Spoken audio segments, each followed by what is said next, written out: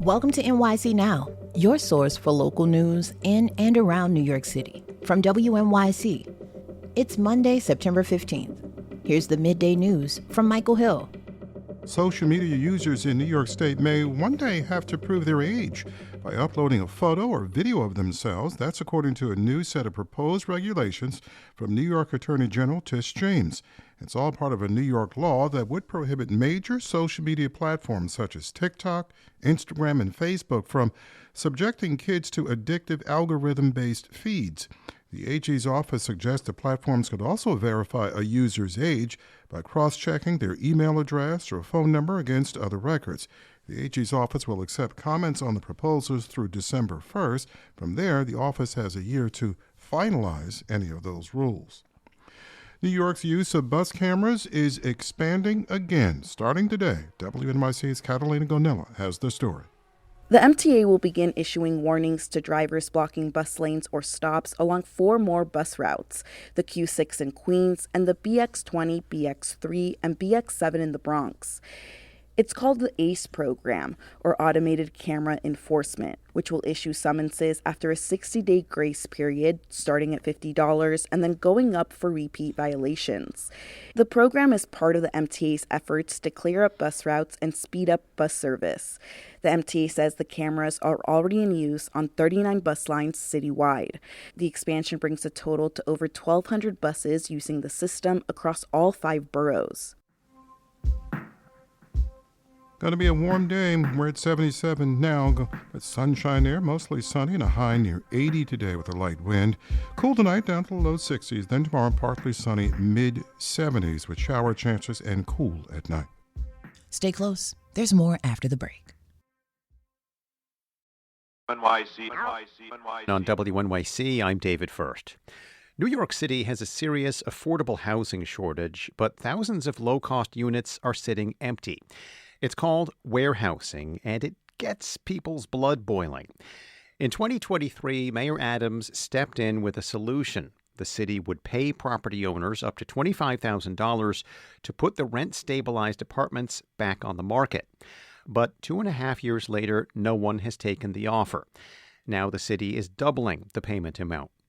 WNYC housing reporter David Brand joins us to discuss why landlords are passing on the free cash. Start us off with the basics here. Why are landlords keeping these apartments off the market?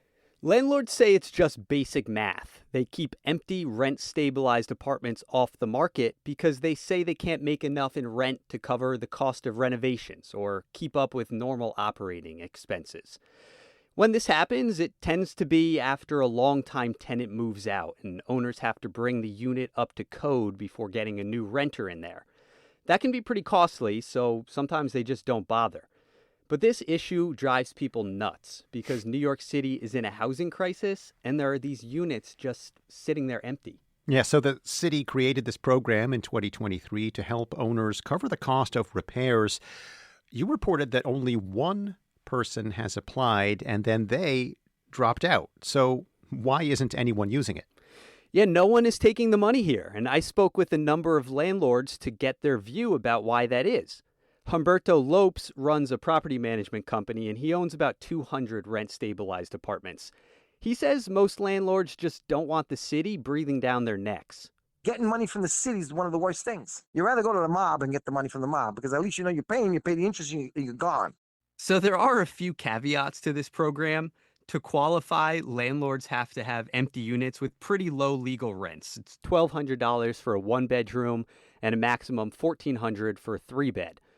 Landlords are also required to lease the unit to a tenant who uses a housing voucher in exchange for receiving the reimbursement.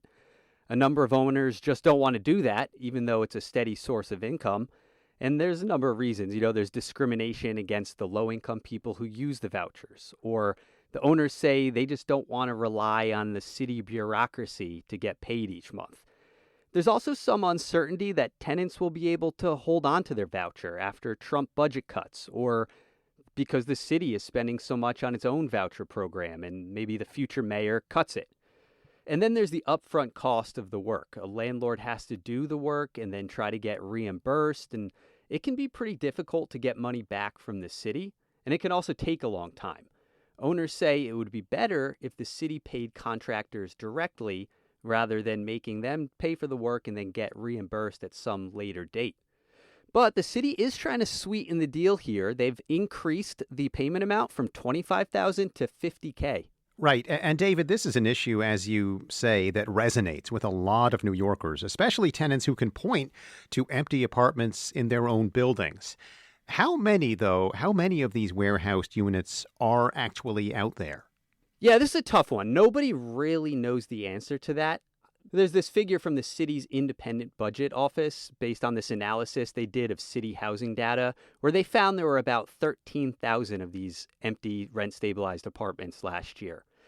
The city's housing agency, the Department of Housing Preservation and Development, says of those, less than 2,000 have rents below $1,000 a month. And when you think about it, that's a really tiny fraction of the city's roughly 1 million rent-stabilized apartments. But it is in some people's political interest to cite a higher number here. Landlord groups, for example, say that there are actually like tens of thousands of apartments like this, and that owners could bring them back to the market immediately if the state relaxed or repealed the laws that limit rent increases. Then there are people who are opposed to new development, and they cite warehousing to say, we don't need more housing to get built, we just need to open up the empty housing we already have. But a lot of housing experts, and I mentioned city officials, argue that this problem is actually way overstated and isn't as common as people might think. Well, are there any other proposals for bringing these empty apartments back to the rental market? So some tenant groups have proposed a vacancy tax where they would actually tax landlords who keep these apartments empty. But a lot of lawyers and legal experts say that that's probably unconstitutional. And then property owners say, well, if we can't raise rents, we should be able to lower other costs like property taxes or insurance. And both of those are really on the rise in recent years. So far, though, the state has done very little to get property insurance rates under control, and policymakers have been talking about property tax reform to lower the amount that apartment owners pay for years, and no one has mustered the political will to actually do that. WNYC housing reporter David Brand, thanks for joining us. Thank you. Thanks for listening. This is NYC Now from WNYC.